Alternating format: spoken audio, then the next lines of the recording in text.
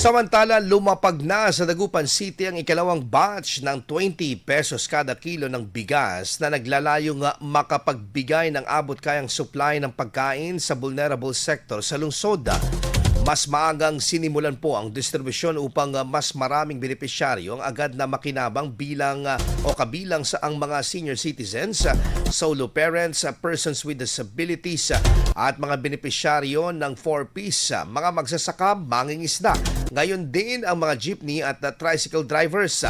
Paalala ng tanggapan na kinakailangan magpakita ng kaukulang pagkakakilanlan ng bawat benepisyaryo tulad ng Senior Citizen ID mula sa OSCA, Solo Parent ID mula sa City Social Welfare and Development at PWID mula naman sa PDAW o DSWD. Samantalang mga 4Ps naman ay kailangan ng kanilang mga 4Ps Beneficiary ID o yung certification mula po sa Department of Social Welfare and Development.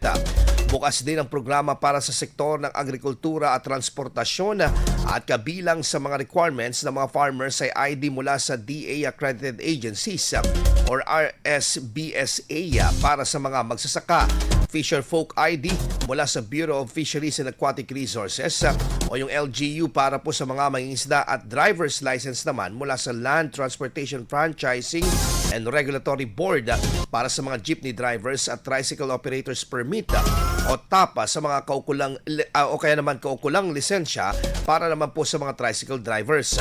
Patuloy namang hinihikayat ang mga kwalipikadong residente na samantalahin ang nasabing programa kasabay ng panawagan na sumunod sa itinakdang guidelines upang masigurong lahat ay mabibigyan ng patas na pagkakataon na makinabang sa abot-kayang bigas.